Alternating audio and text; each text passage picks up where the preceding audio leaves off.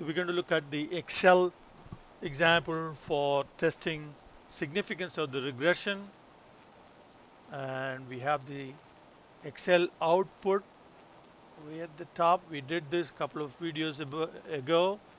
So travel time is Y, number of miles driven and number of deliveries made are the two independent variables. So to test for significance, we have to first look at the assumptions. There are 4 assumptions, and here the model is, first let's look at the model. The model is here. The first assumption is that the expected value of the error term is 0. And that also means that the expected value of y is this expression. Second assumption is that the variances are all equal.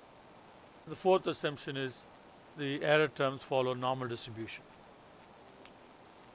Then significance test is whether beta sub 1 is equal to beta sub 2 is equal to 0, and the alternative is at least one slope coefficient is not 0. Now the p-value for this test, the p-value is given here in significance of f.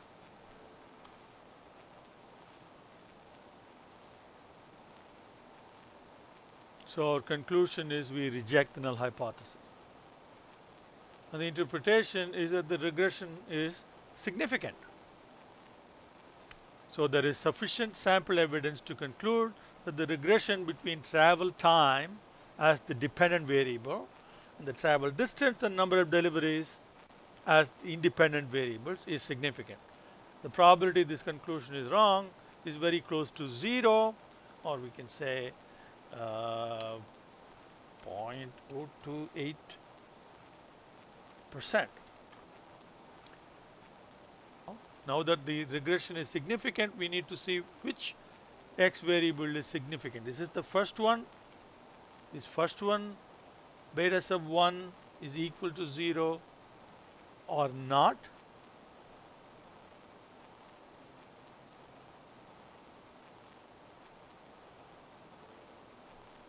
And do the same thing for the second one. Is the second one equal to 0 or not?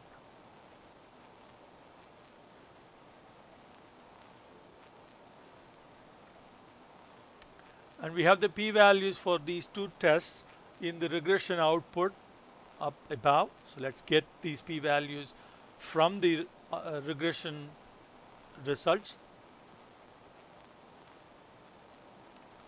So here is the first one, and the p-value right there, K22, and K23 will give us the p-value for the second beta coefficient. If we change this to a percentage, okay, so the conclusion in both cases will be reject the null hypothesis.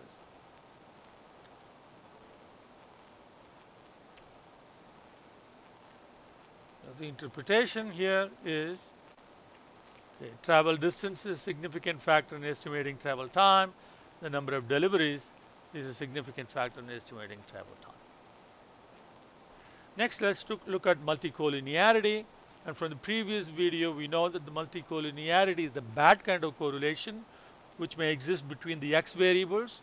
And as a thumb rule, if the absolute value of the correlation is greater than 0.7, would consider that is too high, and that would indicate the problem of multicollinearity. So for that, we have to first develop a correlation matrix using correlation command from data analysis.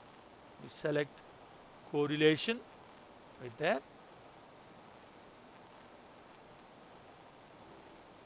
And the input range, okay, let's take all 3 variables. These 2 are x and that one is y. And we have labels. Well, let's format this now. Now, correlation with Y variable, that's the good correlation, and these correlations are high, and that's good. But between the x's, which is that one, that's a bad correlation.